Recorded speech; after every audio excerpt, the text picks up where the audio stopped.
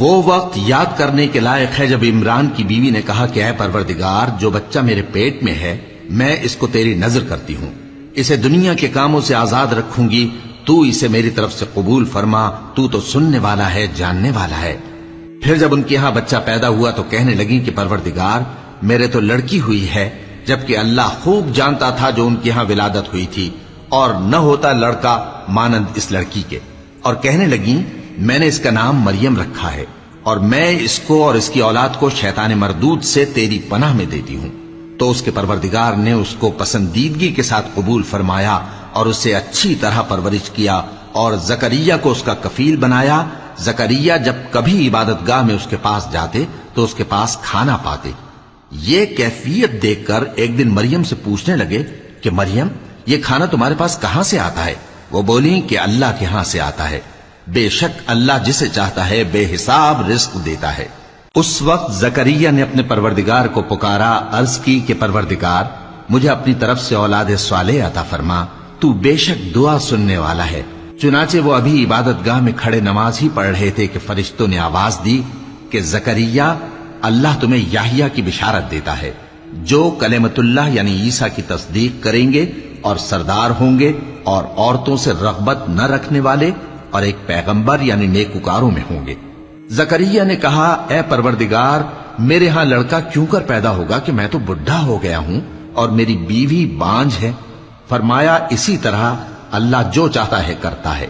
زکریا نے کہا کہ پروردگار، میرے لیے کوئی نشانی مقرر فرما دے۔ فرمایا، تمہاری نشانی یہ ہے کہ تم لوگوں سے 3 دن اشارے کے سوا بات نہ کر سکو گے،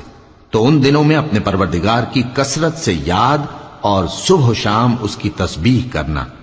اور جب فرشتوں نے مریم سے کہا کہ مریم، اللہ نے تم کو برگزیدہ کیا ہے اور تمہیں پاک بنایا ہے اور دنیا جہان کی عورتوں میں سے تم کو منتخب کیا ہے، اے مریم، اپنے پروردگار کی فرما برداری کرنا اور سجدہ کرنا اور رکوع کرنے والوں کے ساتھ رکوع کرنا۔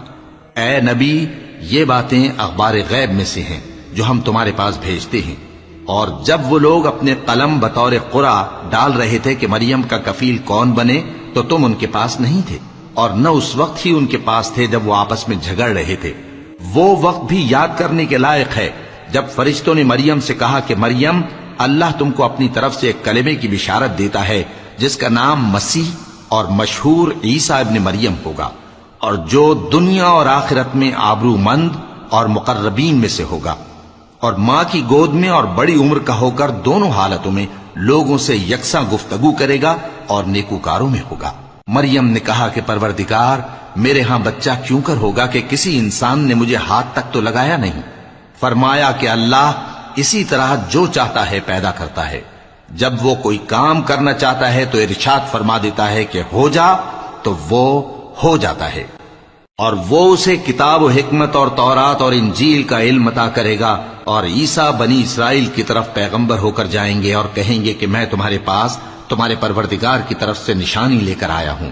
وہ یہ کہ تمہارے سامنے مٹی سے پرندے کی صورت بناتا ہوں، پھر اس میں پھونک مارتا ہوں تو وہ اللہ کے حکم سے سچ مچ پرندہ ہو جاتا ہے، اور پیدائشی اندھے اور ابرص کو تندرست کر دیتا ہوں، اور اللہ کے حکم سے مردوں کو زندہ کر دیتا ہوں، اور جو کچھ تم کھا کر آتے ہو اور جو اپنے گھروں میں جمع کر رکھتے ہو سب تم کو بتا دیتا ہوں۔